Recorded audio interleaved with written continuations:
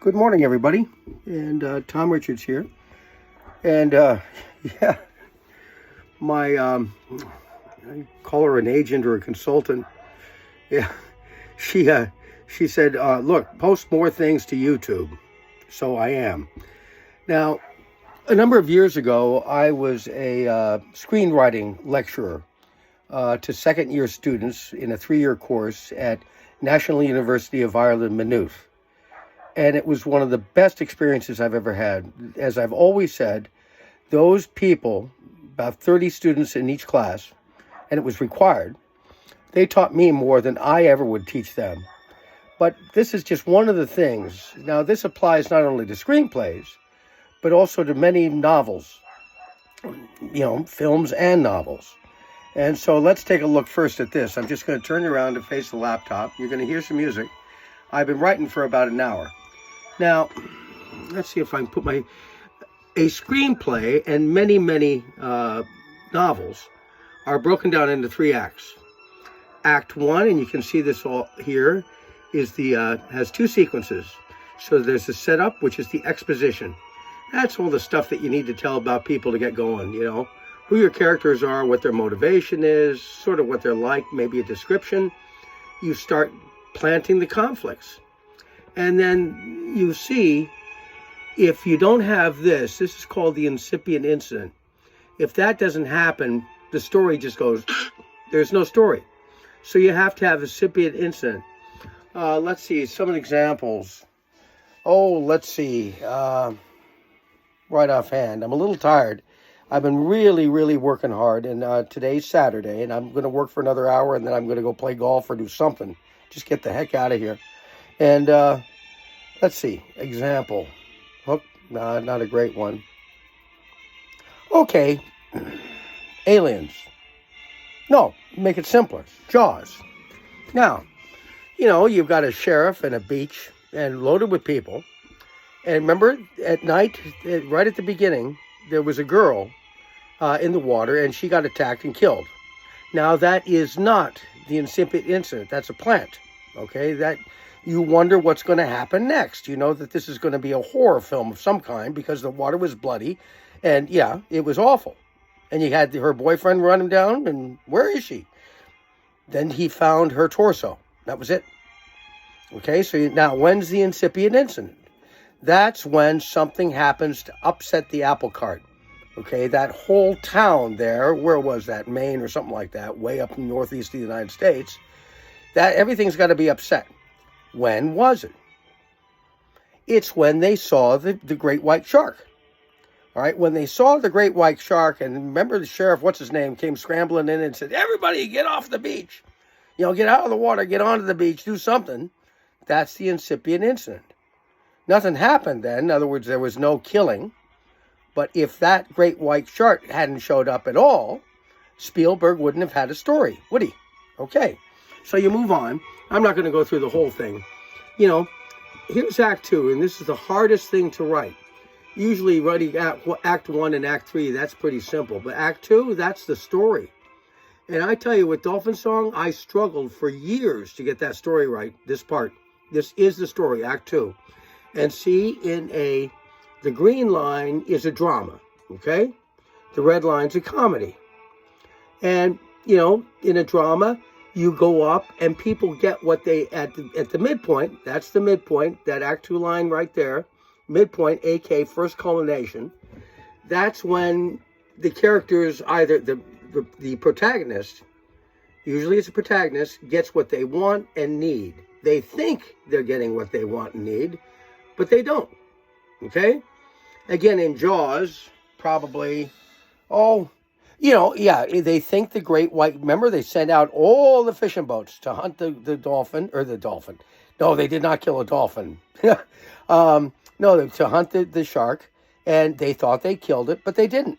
And they thought, hey, that's it. Don't have to spend any more money on this bloody great white fish. Wrong. And so it plunges. The action plunges. All right. And this is where lots of conflicts happens and a lot of challenges. If you don't have conflict and if you don't have complications, you don't have enough tension in the story. So that's the writer's job, is to make sure there's enough tension to make people keep reading your book or your screenplay all the way down to here. And that's the end of Act 2, okay? And the end of Act 2, usually you think the story is over, but it's not.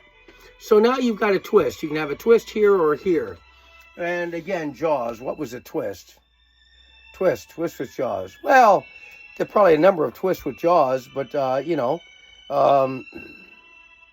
let's say it's, the sheriff is out there and he's trying to get, he thinks that he's killed the shark.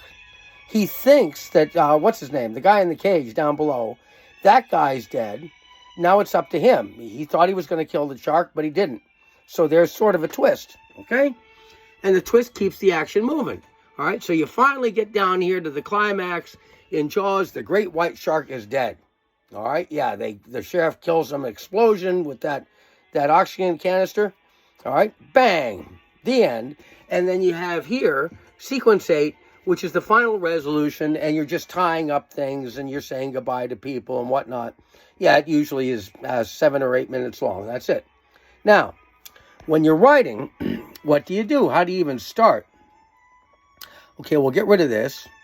Now, this is my initial write of the Dazzling Helen Fox. And that right here is where I stopped just 10 minutes ago, all right?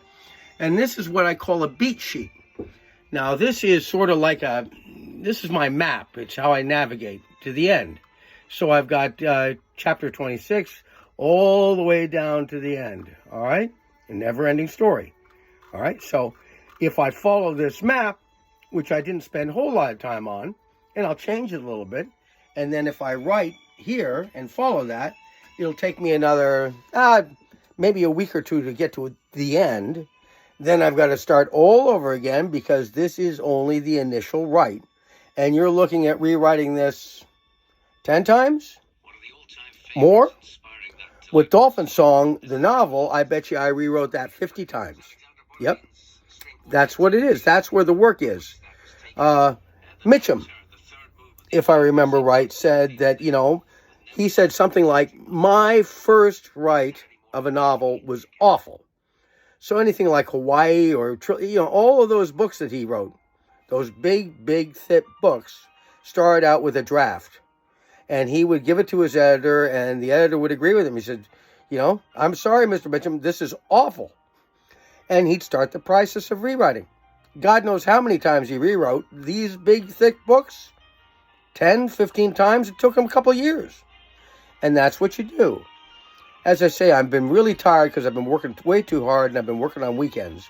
Usually I try to write 4 hours a day. And then as I get closer to the deadline, I'll increase it to 6 hours a day. And if I'm really close to the deadline, I might write 12 hours a day. That's what it is. That's what writing is. It's a job. And that's where you need people around you to help you. Read your first draft and maybe edit it a little bit or comment on it. And if they're, take a look at their comments. If you think they're wrong, ignore them. Yeah, take them on board, but ignore them. Save them for later. Might work for another write or another book. And if you agree with them, change your book. We're not gods. We make mistakes all the time. That's what writing's all about, and that's what the delete key is for. And if you get fed up, get up from the laptop, go away. Go do something else. Play golf, watch television, watch a film, go dancing, go have a pint of Guinness or whatever. All right? Eat something. I haven't even eaten yet, and it's 11:13 in the morning. And I've got to go down and eat, and I'm going to do that right now. All right. You take care, and more later. God bless you. Tom Richards from a beautiful day in Southwest County, Cork, Ireland. See that? Now, I'll show you around here later. All right. God bless you. Bye-bye.